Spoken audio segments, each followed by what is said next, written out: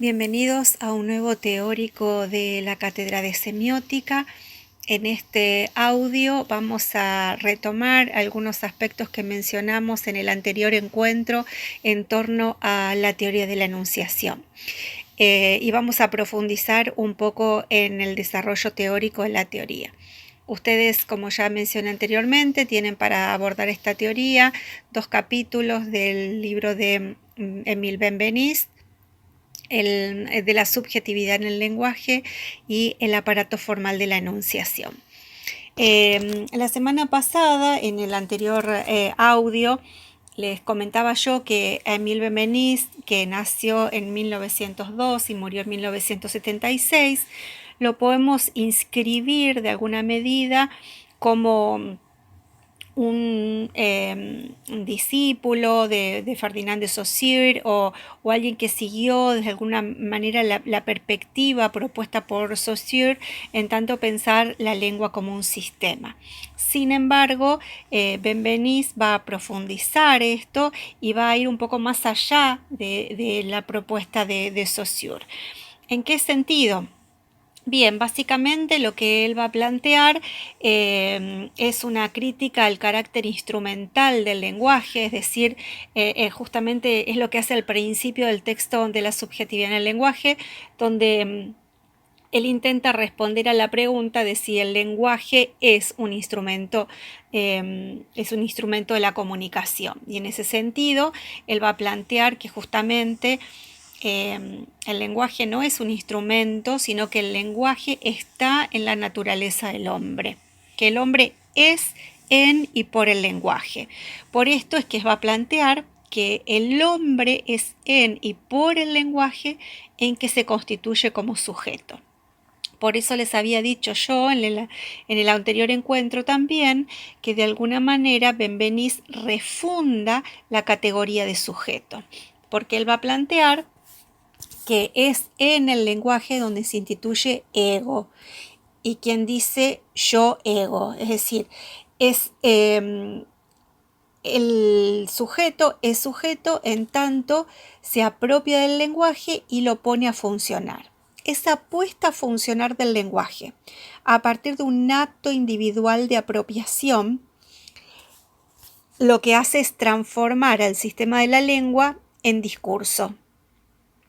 Y es en ese acto de puesta en funcionamiento de la lengua que la lengua deviene en discurso y el individuo deviene en sujeto.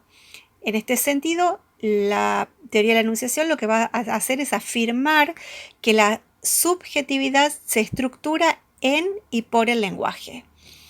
Y lo que va a permitir justamente es al individuo constituirse en sujeto de la enunciación. En esa enunciación, el individuo establece el lugar del yo, de quien enuncia, y a su vez establece un vínculo intersubjetivo con aquel a quien el lenguaje, el enunciador instala como destinatario de su enunciado. Entonces, en este sentido, el lenguaje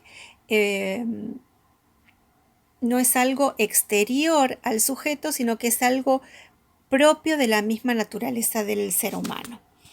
¿Qué es lo que va a plantear de una manera sumamente interesante Benveniste?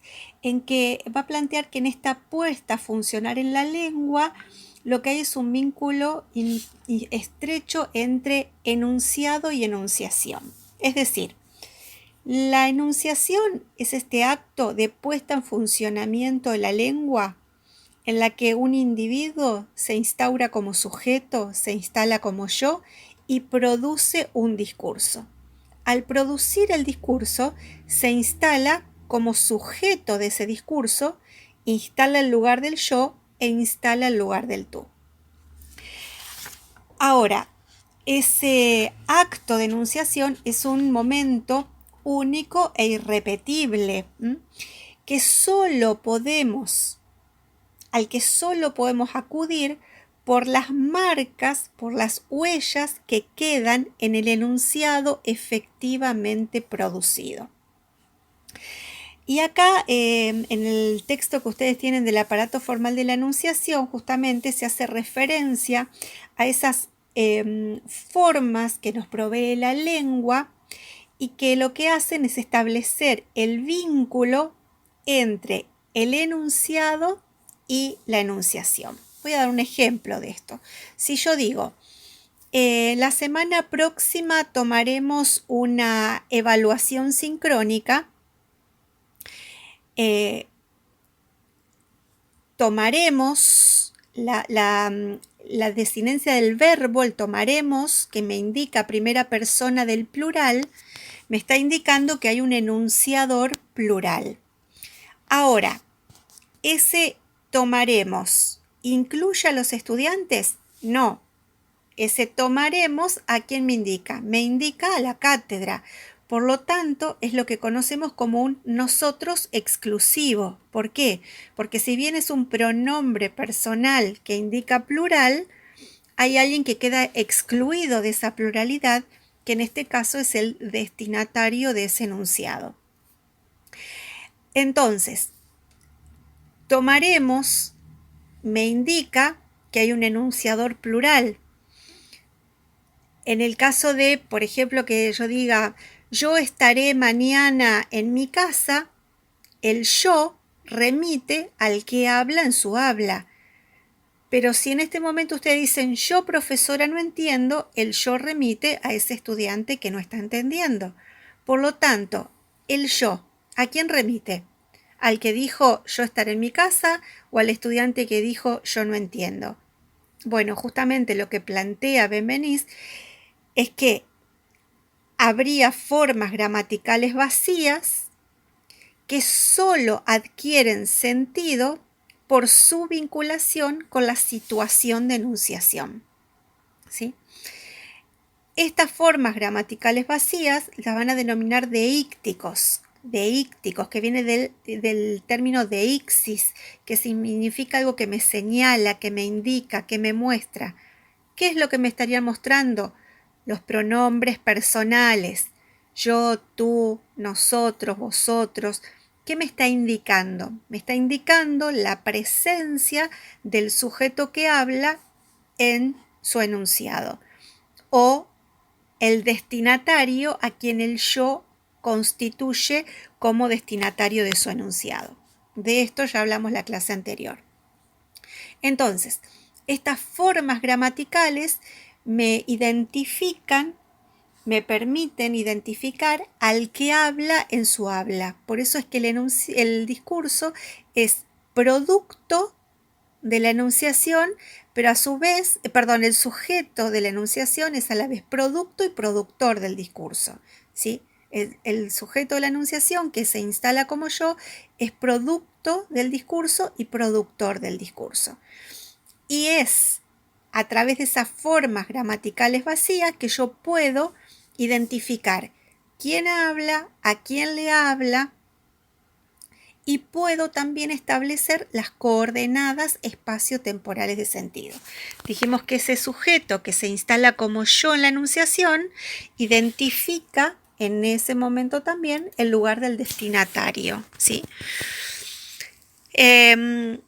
También tenemos que mencionar que justamente estas formas gramaticales son estas formas lingüísticas vacías, son los indicios de persona, como dijimos recién, los pronombres personales, yo, tú, nosotros, vosotros, ustedes. Los indicios de ostensión, es decir, los demostrativos, ese, allá, acá, ahí. Las formas temporales, ¿por qué? Porque es en la enunciación también donde se organiza la temporalidad, es decir, el tiempo presente solo puede definirse por su referencia a la situación de enunciación. Si yo digo, ahora estoy pensando qué tema voy a dar, lo digo ahora, ¿no? Pero ustedes van a escuchar este audio dentro de 3 o 4 días. ¿Y ese ahora cuándo es?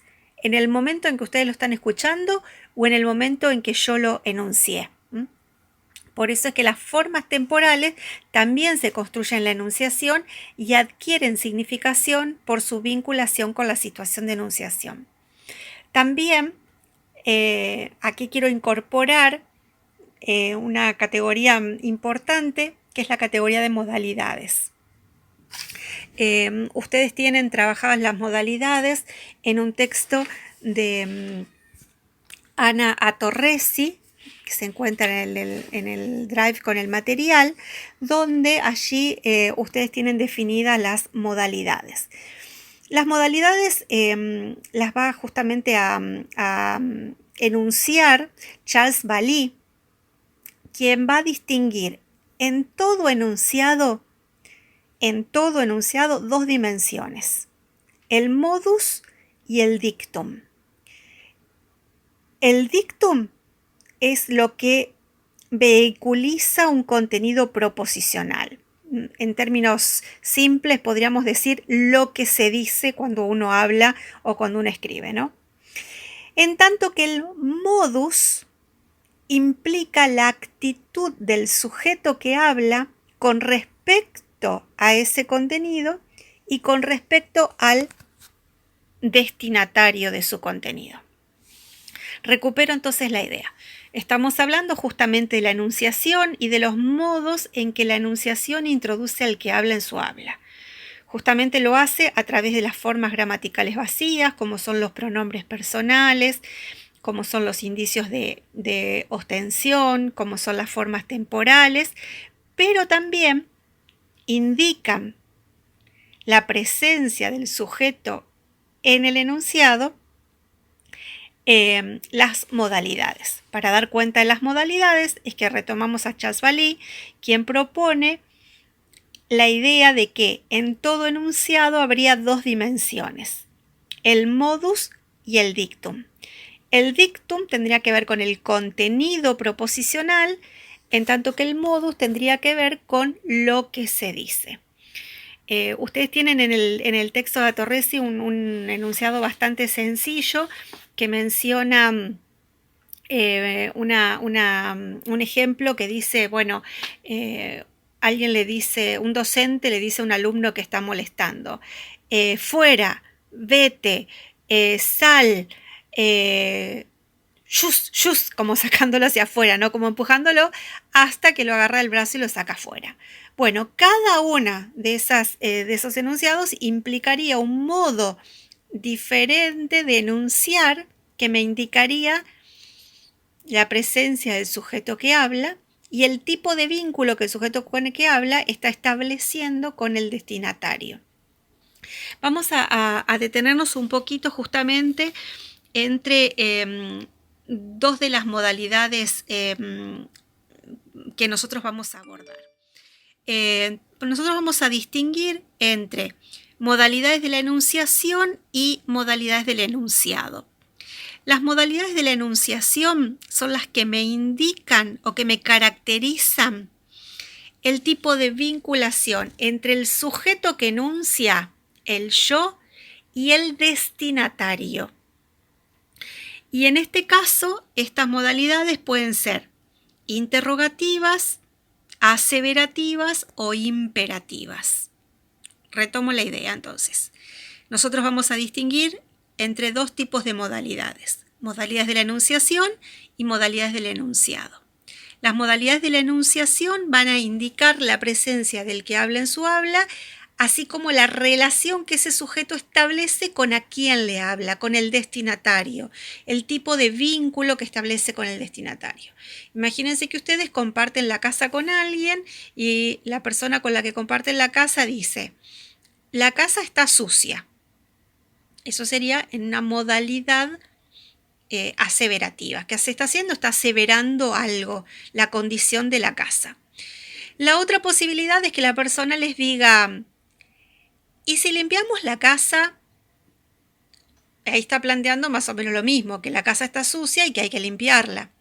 Mientras que si dice limpia que está todo sucio o limpia que está sucio, sería otra modalidad. Fíjense ustedes cómo el dictum es muy similar, es la condición de la casa que está sucia, mientras que la modalidad de vinculación del sujeto que enuncia con el destinatario es completamente diferente. En la primera, de alguna manera, está afirmando algo, se está posicionando como el garante de una situación real, verdadera, la casa está sucia. Esa sería la aseverativa. En el caso de la interrogativa, y si limpiamos porque está sucio, ¿qué es lo que está haciendo? Está incorporando al destinatario en la enunciación y de alguna manera lo está interpelando para que hagan algo. Está esperando, está demandando una respuesta, una participación del destinatario. Mientras que en el tercer ejemplo es limpiar, que está la casa sucia, lo que estamos es frente a una orden. El que enuncia se está colocando en un lugar de superioridad respecto al destinatario, al que está ubicando en un lugar de subordinación. Entonces, esos ejemplos me estarían haciendo visible la modalidad de la enunciación. Como dije, la modalidad de la enunciación lo que hace es hacer visible al sujeto que enuncia y el tipo de vínculo que busca establecer con el destinatario de su enunciado. En tanto que la modalidad del enunciado es una modalidad en la que lo que me está indicando ya no la relación sobre la enunciación, sino la relación con el enunciado. Es decir, el tipo de vínculo que el enunciador establece con lo que dice. Y aquí encontramos dos tipos de modalidades. Las modalidades lógicas, que son del orden de la posibilidad, de lo necesario, lo cierto, lo verosímil o lo inverosímil, y las modalidades apreciativas o evaluativas, que son del orden de lo triste, lo lamentable, lo deseable, etc. Lo interesante es que nosotros tenemos que ver que una misma modalidad puede corresponder a estructuras lingüísticas muy variadas que no tienen el mismo valor en un discurso. Probablemente ha fracasado no es lo mismo que decir habrá fracasado, ¿no? Y las dos modalidades se dan simultáneamente en el enunciado. ¿Por qué? Porque una nos indica el tipo de relación del sujeto que enuncia con el destinatario y otra me indica su vinculación con lo enunciado. Por ejemplo, si yo digo la tarde está soleada, en términos de modalidad de la enunciación es una modalidad aseverativa, en tanto que en relación con el vínculo con lo que se dice es una modalidad lógica. A diferencia de que si yo hubiera dicho qué linda tarde soleada, y ahí la modalidad sería apreciativa. Entonces, las modalidades son una manifestación más de la presencia del sujeto que habla en su habla. Por lo tanto, cuanto más modalizado está un enunciado, mayor presencia habrá del sujeto que enuncia, o por el contrario, cuanto menos modalizado, menor presencia, menor identificación del sujeto que enuncia con lo enunciado. Entonces, hemos visto a través de la teoría de la enunciación de Emile Benveniste la subjetividad en el lenguaje y el aparato formal de la enunciación